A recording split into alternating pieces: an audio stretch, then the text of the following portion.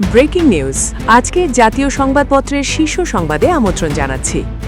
দৈনিক সমকাল, নির্বাচনের প্রস্তুতিতে বড় দুশ্চিন্তার নিরাপত্তা, ডিসি এসপিদের সঙ্গে বৈঠক, ঢাকা দিল্লির মধ্যে উত্তেজনা প্রশমন চায় বন্ধু রাষ্ট্রগুলো।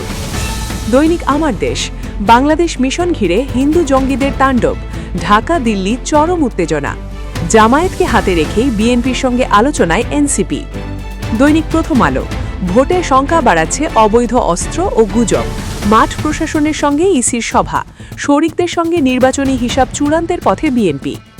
দৈনিক কালের কণ্ঠ, নেতাকে বরণে ঢাকামুখী জনস্রোত, তারেক রহমান লন্ডন ছাড়বেন আজ। দৈনিক যুগান্তর, বাংলাদেশ ভারত তিক্ততা বাড়ছেই, উগ্রবাদ দমনে ব্যবস্থা নিতে হবে দিল্লিকে, তারেক রহমানের স্বদেশ প্রত্যাবর্তন কাল, সংবর্ধনার ইতিহাস গড়ার অপেক্ষায় বিএনপি। দৈনিক জনকণ্ঠ, তারেক রহমান ফিরছেন কাল, দেশজুড়ে উৎসবের আমেজ, কঠোর নিরাপত্তা বলয় রাজধানী, ইনকিলাব মঞ্চের শহীদি শপথ, 25শে ডিসেম্বরের পর লাগাতার কর্মসূচি ঘোষণা।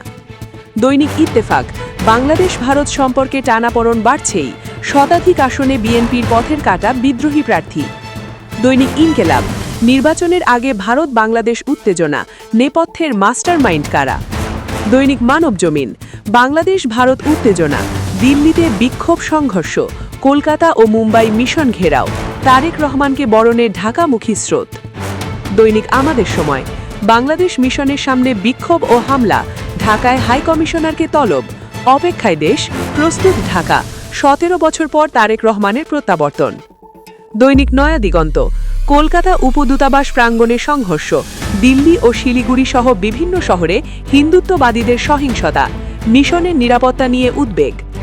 দৈনিক আলোকিত বাংলাদেশ, তারেক রহমানকে স্বাগত জানাবেন 50 লাখ মানুষ, রাত পোহালেই ফিরবেন বিএনপির কাণ্ডারি, ব্যারিকেড ভেঙে দিল্লিতে বাংলাদেশ হাইকমিশনে ঢোকার চেষ্টা।